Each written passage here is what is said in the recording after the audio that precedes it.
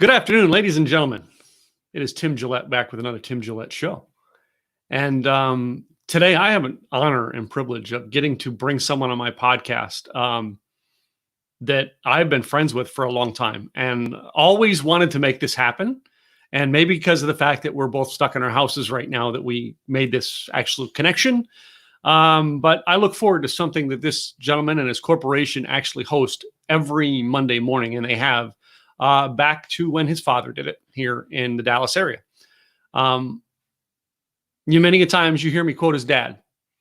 Today, I want you to know somebody who his dad would say, let's talk about the next one, the better one. So, because I think he is the best Tom Ziglar, and I'm looking forward to actually introducing you, my listeners, to someone I look up to, Mr. Tom Ziglar. So let's bring him online here. Mr. Tom, how are you? Tim, well, I'm doing better than good, but that's like genetically required. Isn't life grand? Like, you know what I mean? You can wake up and say, where I want to be. Oh, I'm here. Yeah. That's right. We got a choice. We definitely have a choice. I learned that from Dad. So yep. Blessed indeed. Yep. So Tom, you and I have, I think maybe about 7 or 8 years where we've actually gotten to know each other, but not really that where we've got on an interview together yet. This is the first one. Yep. So, and it has been an honor to be around your corporation for the past couple of years and see the leadership that you are taking. All right. And I'm hoping to introduce everybody to what you are doing and how you are actually taking the Ziglar legacy to much higher levels, I feel. So let's talk about you and where you came from. What made you get into this line of work? Well, there might be a few people who will connect with this. Yeah. I went to college and I had this whole career path planned out. I was going to be a professional golfer, so played college golf, got out, traveled. So I went to work at the company at Ziglar Corporation, right out of college, working in the warehouse, packing boxes, shipping. And it was really to support my golf habit. And then the longer I played golf, the better, the quicker, the more I figured out those guys out there are really good. So I moved into after about a year and a half of that, and I worked in our production area producing audio cassette and VHS tape. And then moved into sales after that when I decided I wasn't going to be doing golf anymore, and fell in love with sales. And that was 33 years ago. Wow. So, yeah. And in those early days, Tom, when you're actually sitting there and you're looking at your dream, and so many people do, they come into what they're called to do, but they always feel like, but I want to be overdoing such and such. At any point in time, did you actually go with, well, I'm going to go into sales, but I'm disappointed I can't go play golf? At any point in time, did you feel disappointed over that? Or did you feel, no, I've got peace in this and I'm called to go do this? It was very, very interesting because my golf instructor, the coach I was working with was Hank Haney. Oh, yeah. And Hank's well known. He coached Tiger Woods, and so I'd been working with him a couple of years, and I just started in sales, and sales was a good position for me to be in while I was pursuing golf because, in sales, a lot of it is how effective you are, right? It's not how many hours you put into it. It's your, it's your effectiveness. And I started really enjoying it. And I went to Hank and I said, because I'd had an injury, it wasn't like a bad injury, but it was enough to know it was going to be a chronic thing. And as a golfer, you don't want to have a bad back. And I said, hey, you've been working on me for 2 years. We've made a lot of progress. How much longer before I know? And he looked at, because you can't know, right? In golf, you can't. It's like any high-level sport. Until you get there, you don't know, right? And he said, well, you've got probably 3 more years of development. Wow. And I was really starting to like sales. And so I went home and I said, you know what? I think I'm going to go the sales route. And I never looked back. Because I felt like I'd given it everything I had. And and I'd played with a lot of guys who went on tour and were on tour. So I knew what you needed physically, mentally, talent wise, practice wise. I knew all of that. But just from where I was like, you know what? I kind of like the sales thing. So never look back. Mm-hmm. So that was good. I can only imagine people who never give it 100% all out effort, because you always have that little thing in the back of your mind, or you settle for something. And to me, it wasn't settling, because I really loved, what I was doing. And then I just fell more and more in love with what we do every day. So it's been good. Well, being in sales, all right, and the fact that, you're selling for your dad's company. Did you ever feel, easy to sell because you're selling for your dad's company? Or, if you had to go sell golf balls, are you okay with doing that? I've often, that's actually a better question than the other one, because that's been a bigger question in my head is, am I selling the right thing? Because to me, the kick out of sales is you solve a problem for somebody, right? You find a problem that they have with the product or service, and you fit that need. And a lot of, and I can sell almost anything that I believe in. So the key part there is you got to believe in what you're selling. And then about 3 years into doing it, my life was changed at a big event where I had an encounter with somebody, and that had been impacted by what we do, and I never looked back. So, but anybody, and this is the thing, anybody in sales or owns a business or does anything that solves a problem, wow, what a fantastic opportunity we have. And I tell people that, I'm just blessed, because the what we sell changes lives in and of itself. But if you're a business owner, because I do a lot of consulting and coaching work, and somebody's like, golly, what I'm doing is kind of boring. It's HVAC, or it's this, or it's that. And I'm like, wait a second. You've got people on your team, and you get to change their lives every day you interact with them. Mm-hmm. And really, that's what life is about. It's not the product or service itself that's so cool. It's the people that you get to work with, and the lives that you get to impact in the process. Well, yeah, and I've met some of that team you get to work with down there at the office now, and I'm just saying, you got a pretty cool team down there. I kind of love them all, but that is key, and having a great team to work with.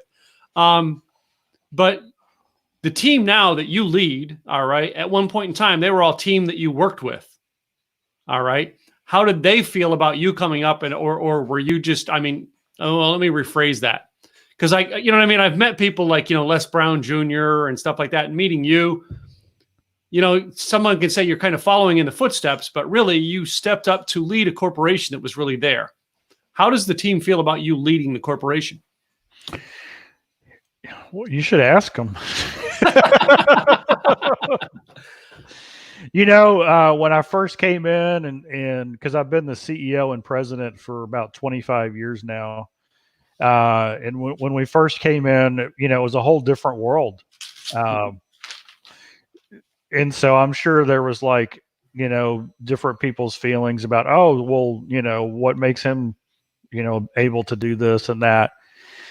And now looking back, I've worked through the whole thing, from shipping and product development and packaging to delivery, training, sales, marketing, the whole 9 yards. I've been able to do it all. But one of the things that I think helped me is I never tried to be Zig Ziglar. I never,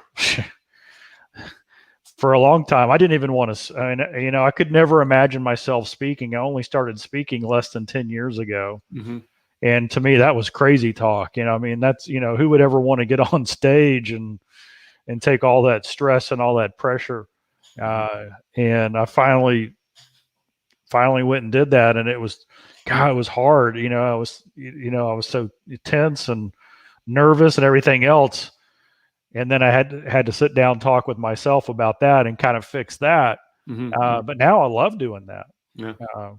And so I think they would like it, but if you try to do it the way it was done, it's just not going to work. And by the way, that's probably maybe the number one message that I'm sending out right now, because in the crazy time that we're in with this pandemic, is that the people who do the best during and after are the ones who have no attachment to the way it was always done. Yeah.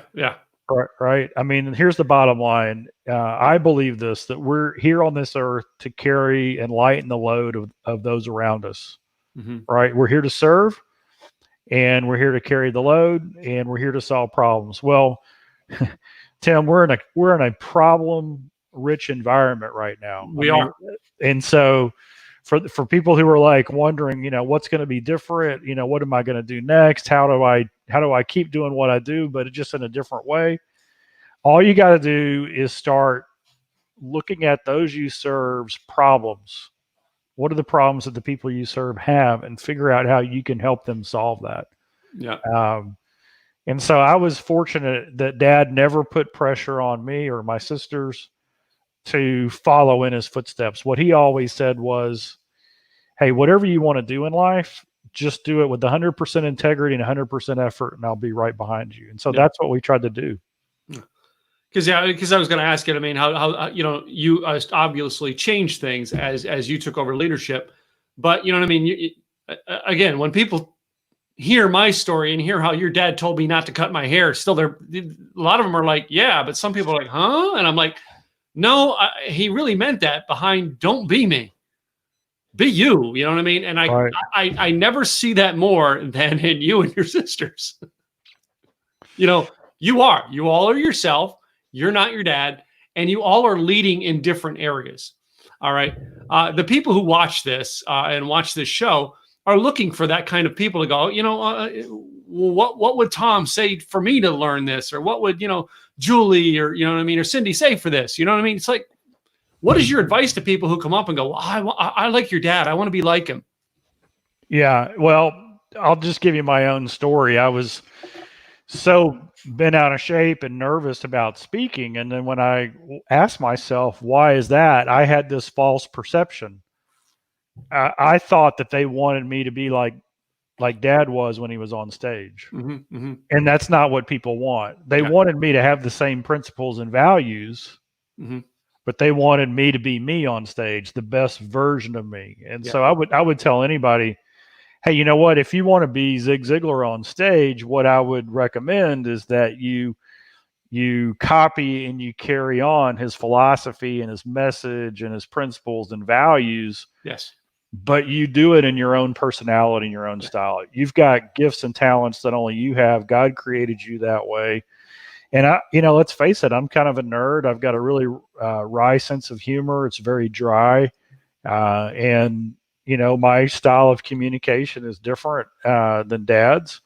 And nobody would buy what I had to say if I was trying to be him.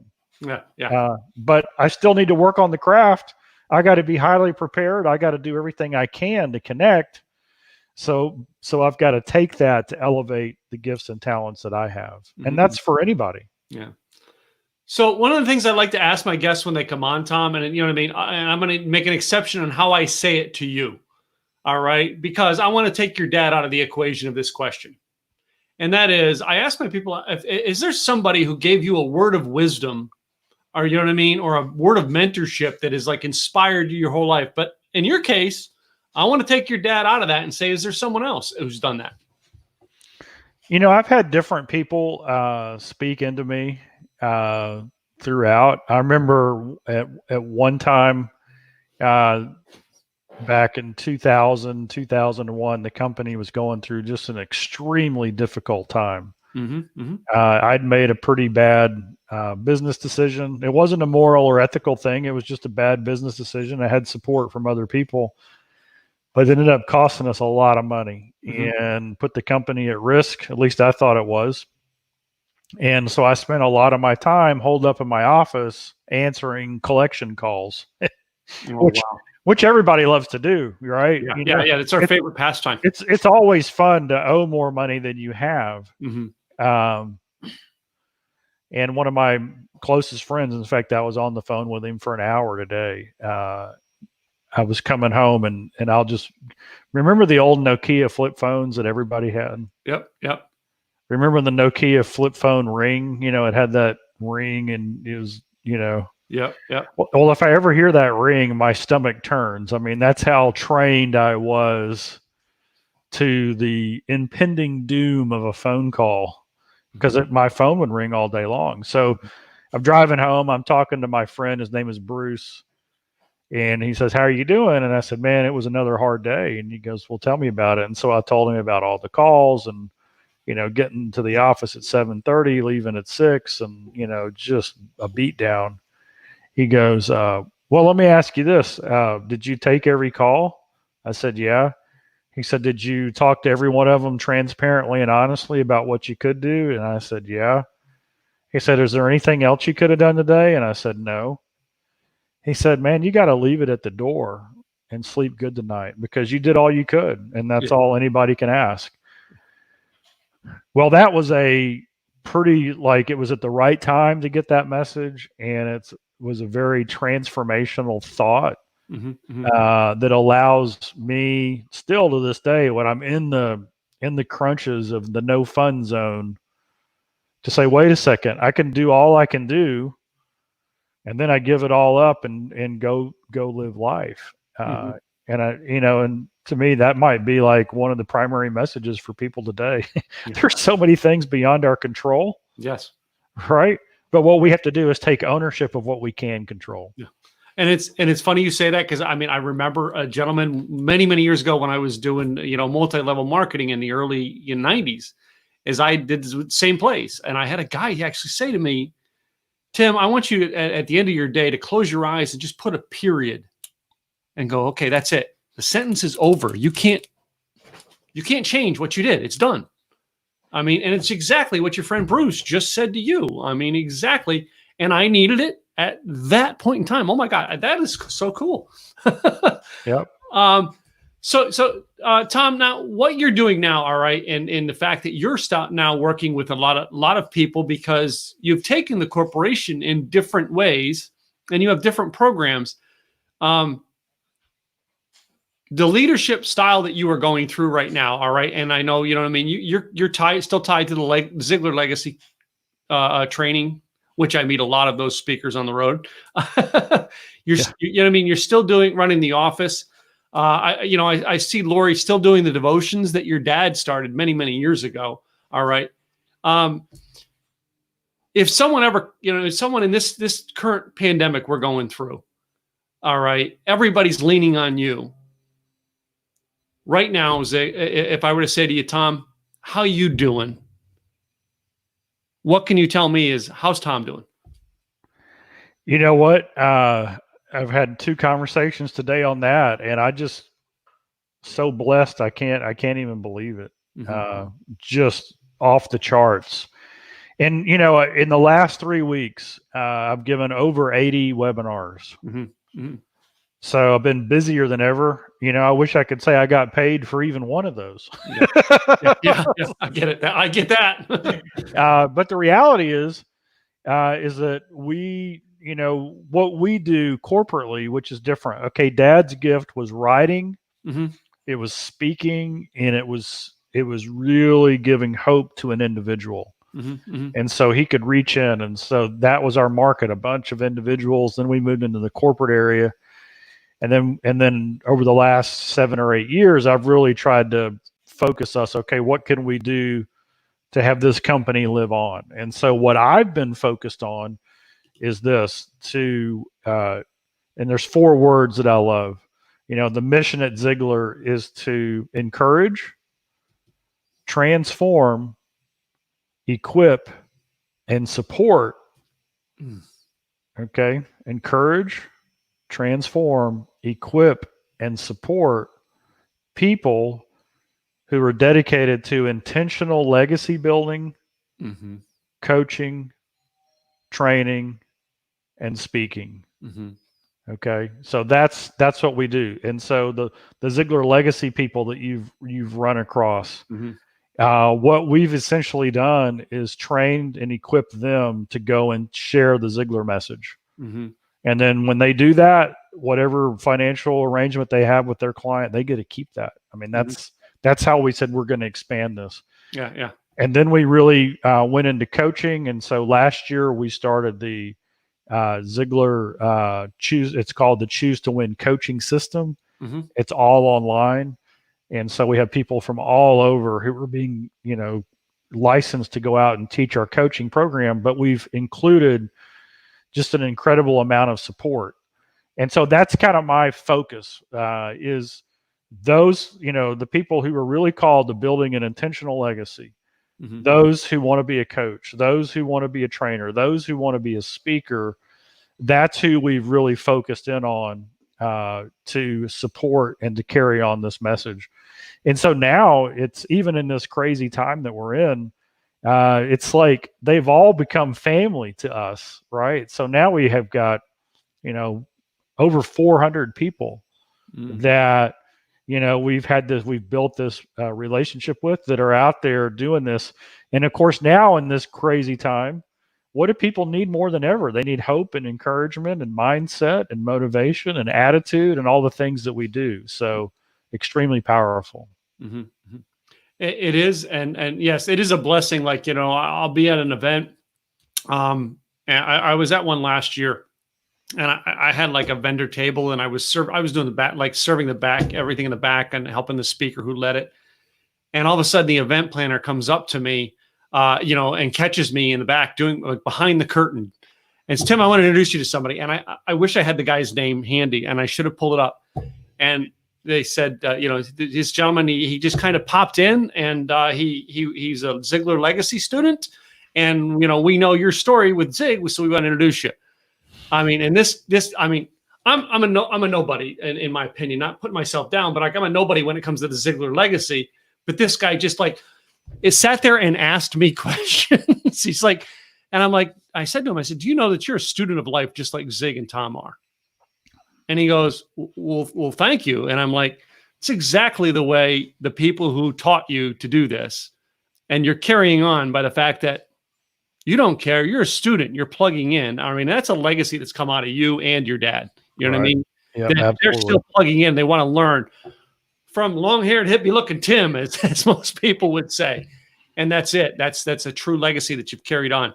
Now, the next thing I want to ask you on that is, what is the most unique story that you've gotten over the years where someone's come up and said, maybe your sisters, your dad, your mom, and they come up and go, I was inspired because. Do you have a story on that one? I have to think on that one.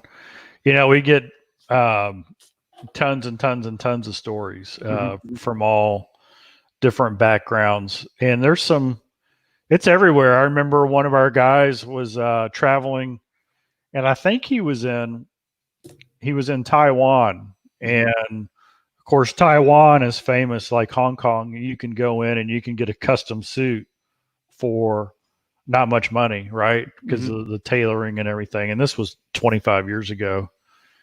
So he's in there and he looks up, and on the guy's bookshelf is the book Secrets of Closing the Sale. Yeah. Yeah. So here's a tailor in a foreign country they don't speak the same language.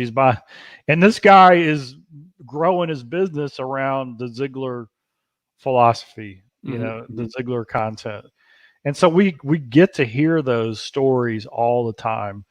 And so one story that's not unique, but it is so fundamental, is this one. And I've heard this story 1,000 times if I've heard it once.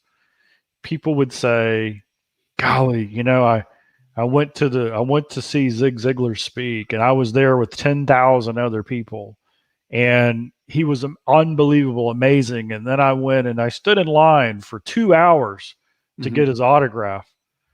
And then when I finally got to talk to Zig Ziglar, even though it was only 60 seconds, it was like I was the only person in the room. And so that was a gift. And I think this is what happens. And this is a lesson for all of us. None of us can be Zig Ziglar on stage.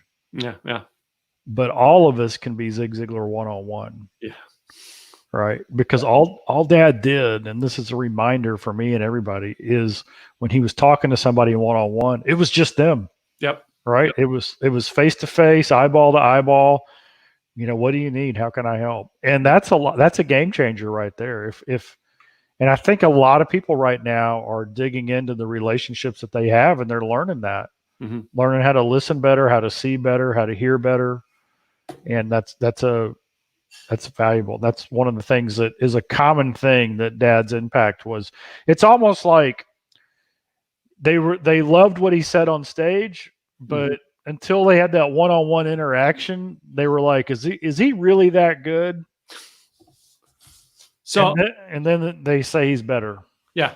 So, I mean, you bring that up is I remember, I mean, I've got so many memories with your dad, luckily, because, we went to Prestonwood together and that's how I got to know him. But I remember your dad sitting down one time with one of his students speaking at an event, and your dad, paper, pen, taking notes from a speaker he trained. All right. And then everybody who, well, it's that speaker's event. People are coming up, and because we were sitting at the same table. So I'm observing. Right. And your dad one-on-one talking to those people. And then, and I forget who the speaker was now, because this has got to be 18, 20 years ago this happened. And he just, well, you need to go check out, I want to say it was Howard, or it could be anybody, but you need to go check out why them, and he would point to them. You know what I mean? And I see that, I see that in you. All right. We both have the spiritual, all right, and both Christians. So we always want to point people to God and Jesus, but you too, you're always pointing people to a leader who can help them. Tell me about the leaders that you've found over the years, and how you learned about them to go, well, I need to connect Tim to, to John, or to Scott, or to Brian. Tell me about learning something from them leaders. I've been in a real, just the catbird seat, if you want to say, from where I am, because people reach out to us all the time who are the best of the best. And some of them I connect with and make relationships with, and some of them, we just don't connect. That either one is okay, but I get that. But there's a few who have just become really, really close friends through the years, who are mentors, and some of them were introduced because of Dad. I mean, they will tell me straight up, hey, I wouldn't be who I am and where I am if it wasn't for Zig Ziglar. And so that's how I've met a lot of them. One of the guys that I quote a lot is Rabbi Daniel Lappin. Oh yeah. Yeah. And he's just, he just had a quote a few days ago, maybe a week or two ago. And I don't know if it's his quote. I read it in his newsletter, but he said this, he said, the opposite of depression is not happiness. The opposite of depression is purpose. And so I've been reflecting a lot on the time that we're in. And so what's going on right now, and this is, what we do at Ziglar is hope, encouragement, mindset, the way people believe and think. And probably 80% of the people who are at home right now, they're scared, they're lonely, they don't know what's going to happen next. If they're still doing their job, it's like completely different. A lot of people are furloughed or laid off, or they're not sure what's next. Are you even going to have a job to go back to? And so here's the challenge. Dad created this philosophy. It was called the be, do, and have philosophy. You got to be before you can do, and you got to do before you can have. And so when you ask people how, tell me about yourself, they always tell you, this is what I do. Right. Well, tell me more. Then they'll tell you what they have. Okay. But they never tell you who they are. Yeah. Yeah. And so you've got all these people, and what they do and what they have has been taken away. And so the spiritual onions being peeled back. And so they've got to answer that question. Who am I and whose am I? Right. Yeah. Yeah. Okay. So it's the purpose question. So here's the thing. If my happiness depends on what I do and what I have, then I had the wrong purpose in life, right? Mm-hmm, mm-hmm, And so in our culture, this is a big one, we're so individualistic, and everybody says, well, you know what, you should be happy. Your purpose should be happy. If it feels good, do it. If that makes you happy, you should do it, right? If it doesn't make you happy, don't do it. Well, that's the purpose that ends up leading you in a place where it can be taken away from you, because what you do and what you have can be taken away in a heartbeat, but who you are cannot. yeah, right? So one of the good things that's going to come out of this time is people are going to get crystal clear on what their purpose is, mm-hmm. because your purpose needs to align with who you are. And I tell people, who you are can never be taken. It can be surrendered, but it can't be taken. Mm-hmm. And so when people start pouring into who they are and whose they are and what do they really believe, and then they start pursuing their purpose. So I think what Rabbi Lappin was saying is that when you pursue your purpose, oftentimes happiness is the byproduct. Yeah, yeah, right. Yeah. When we pursue happiness, we don't know. Yeah.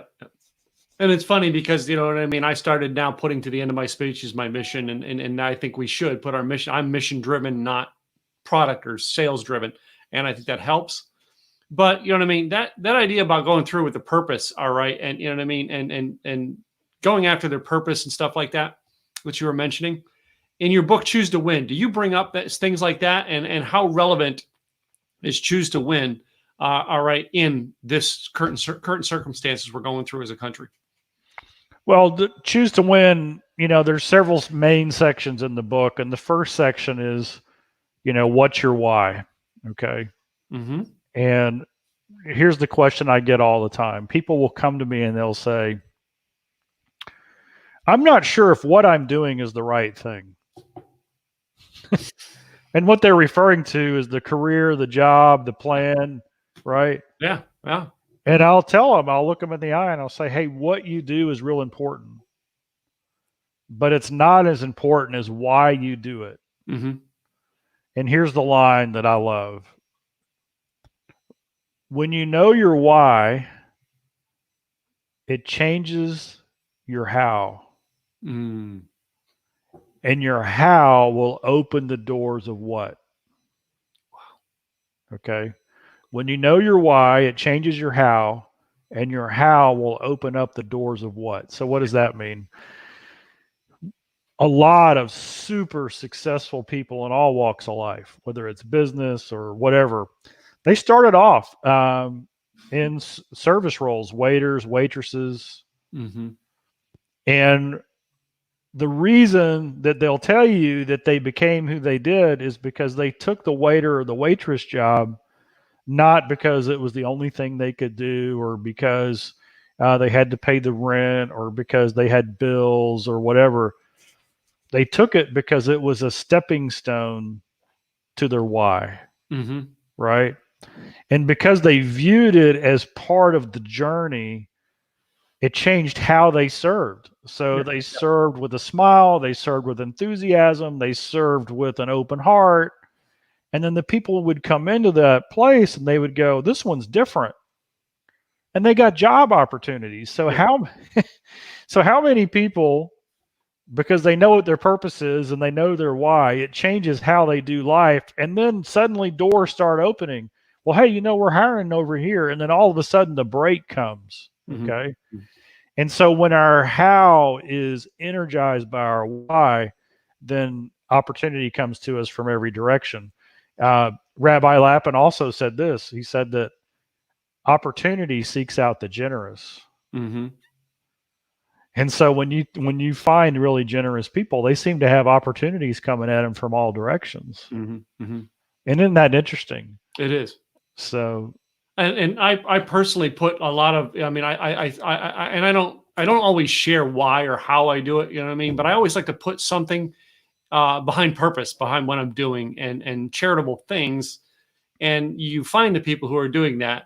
All right. And those are usually the ones who have more opportunities coming their way because they're generous in some aspect of their life. You know what I mean? They're not greedy. They're not greedy, I think, as more is what I want to say with that. So some people watching on here, Yeah, Bob Donnell. You know, Bob, by the way, opposite of depression is purpose. Nice. All right. So he put that in there. And he loves this guy. So do you know Bob, Tom, or no? I'm not sure. Yeah. I've known Bob from Los Angeles, and he's a great friend of mine. So I ever get him here, I'm bringing him to a Monday morning devotion. Bob, you got to come to devotions. That's all. He lives in LA, but I'm telling you, to me, that is the only thing that is on my calendar as a permanent thing every Monday. And I've been getting the emails the last couple of weeks. Oh, we can't have it. Oh, we can't have it. You know, I'm in town finally. I know. I'm in town every week, and we can't. Yeah, it is. It's a huge thing. That's been hugely, when I can go, beneficial, because I'm on the road 90% of the times when it happens, and it is such a blessing when you can go there. Speaking of blessings that you've provided throughout the years, you know, oh my God, you know, this other person just wrote that they know you. I don't know if you know this person. Cindy. Yeah, I'd watch out for her. Yeah, I would. She's one of my who. So there you go. And she's a great blessing to me. I love it every time I come into the office and she comes over and goes, Tim, and gives me a big old hug. So yeah, I love on her too. And now I totally lost where I was going with that last question I had written down here. But you know, speaking of ways that we bless people and the way we touch people around here, let's talk about some personal blessings you have in your life. You know what I mean? You got a family, kids. Tell me about the ways of being a family man. Well, you know, my grandpuppy just came over to see me. And luckily, he does two things. He always brings my daughter. My daughter is 25. She works at the company, doing all of our social media and a lot of our marketing and things like that. So I get to work with her. And I'm super blessed that Howard Partridge, who's a business partner of ours, she actually reports to him. So she works on all of my stuff, but reports to him.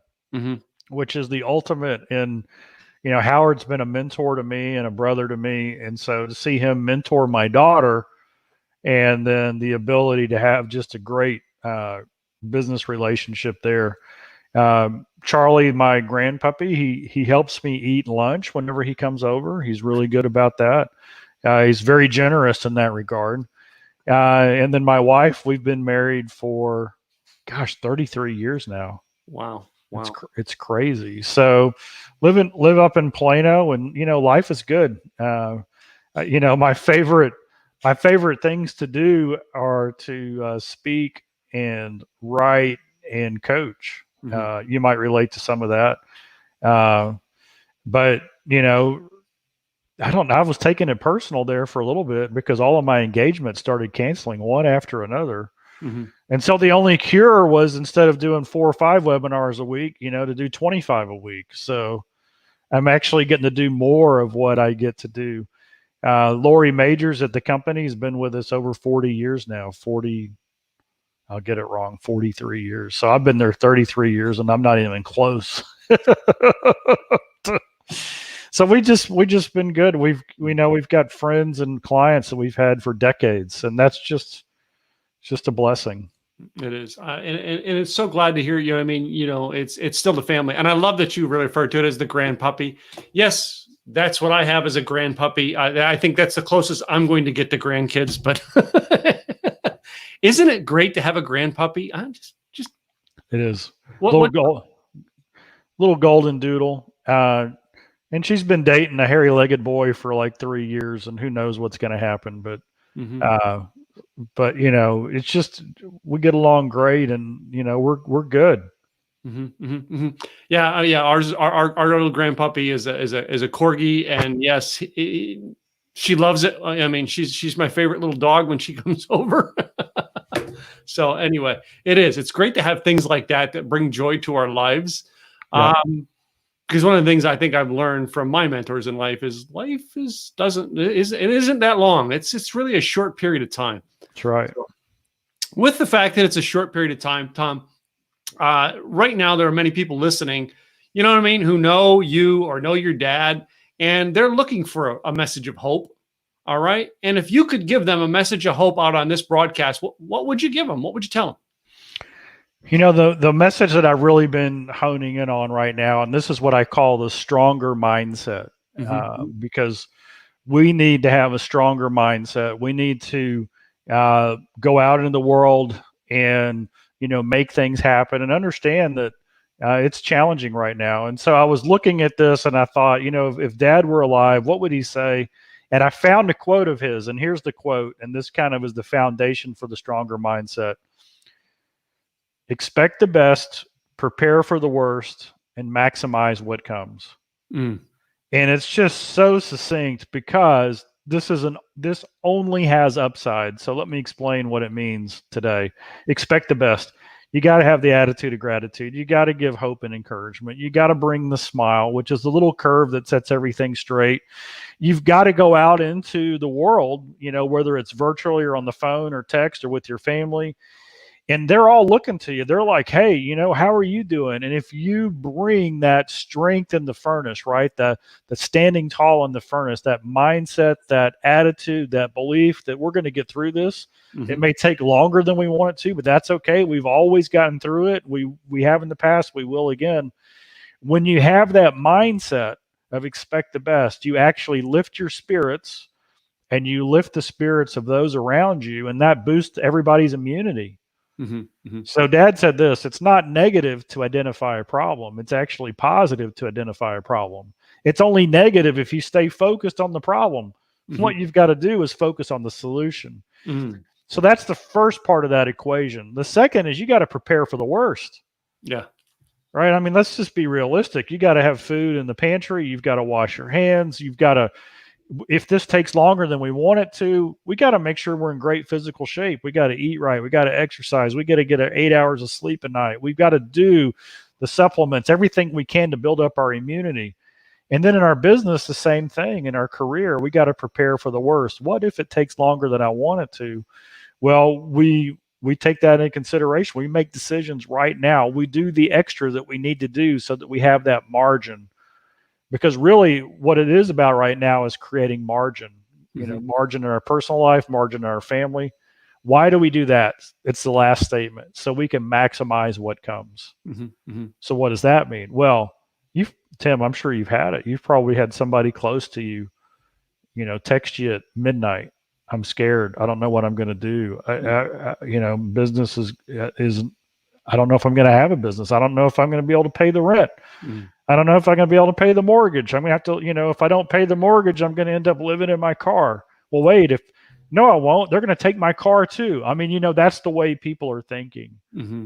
And so when somebody reaches out to you and they need that hope and encouragement, you got to bring it, right? You got to say, hey, I'm with you. I'm on your team. We'll get through this together. And you can't do that unless you have margin, right? So in order to serve them, you've got to have that expect the best mindset and that prepare for the worst margin that's in place. Business is the same thing. If somebody calls you up, a client, and they say, hey, I'm struggling, I don't know what we're going to do.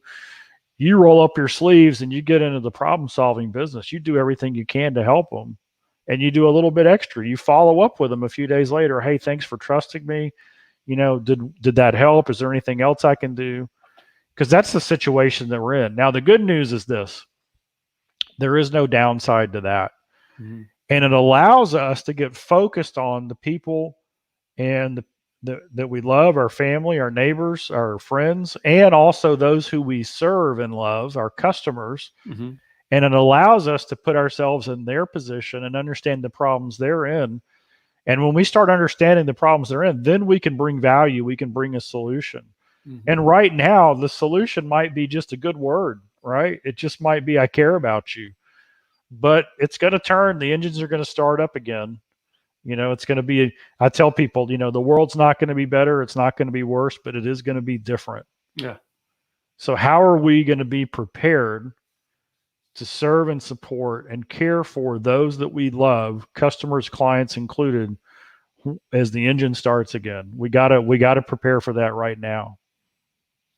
No. Great words of advice, and Tom, I really, I appreciate you coming on the show today. And, there's a lot of people believe it or not, might not know the website to get a hold of you, but where can they find you and get some more inspiration and leadership from you guys? Well, our website is Ziglar.com. And when you get there, there's some free things that you should take advantage of, because if you're like me, free is good, especially right now. Free is good. We've got some downloads of audio you can get. I just wrote a book called Stronger, which kind of echoes what we just did. It's an ebook. You can get that. You can also just send me an email. I'll give you my email address. It's a hard one. It's tom@Ziglar.com. So, so go to Ziglar.com for our web stuff.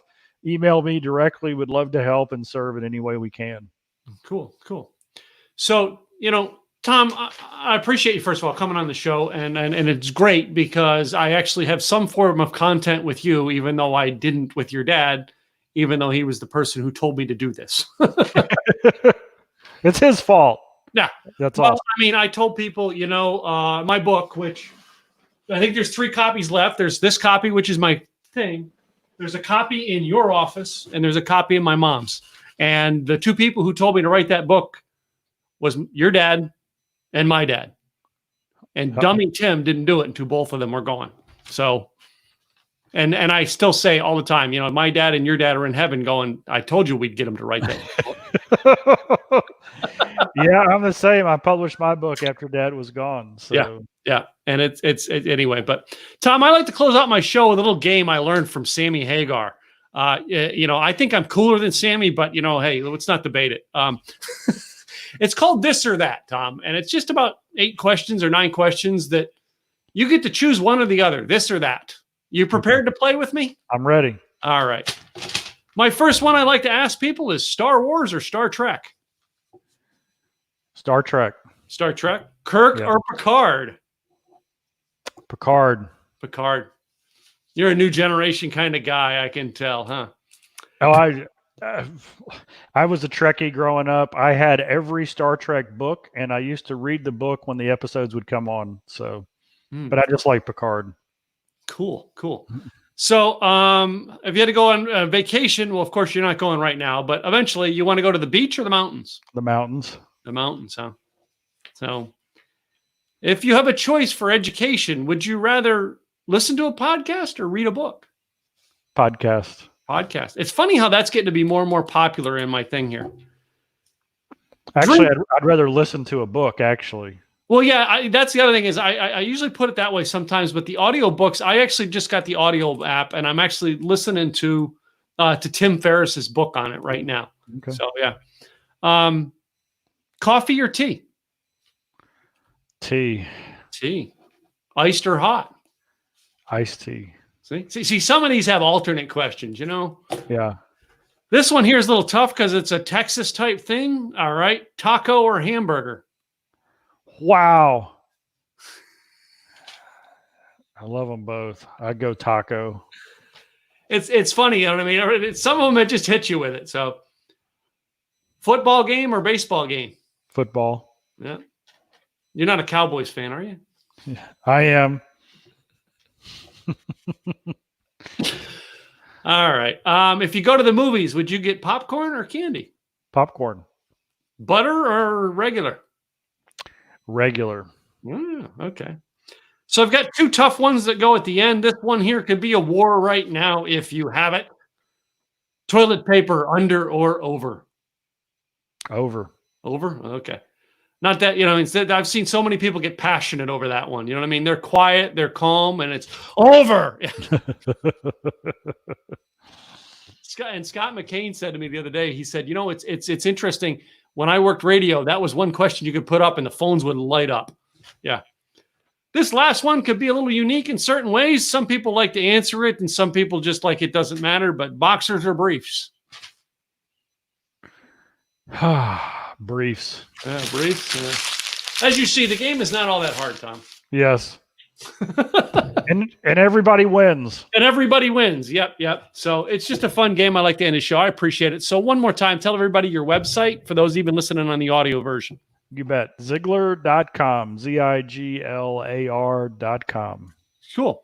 So again, Tom, I thank you for being on the broadcast today. And you, the listeners, I thank you for coming by and checking out another episode of the Tim Gillette Show. We'll be back again real soon with another episode. be sure to go subscribe to our channels, both on YouTube, podcast on iTunes, as well as Anchor FM. I'm Tim Gillette at the Tim Gillette Show. And guys, I will see you next time. Bye.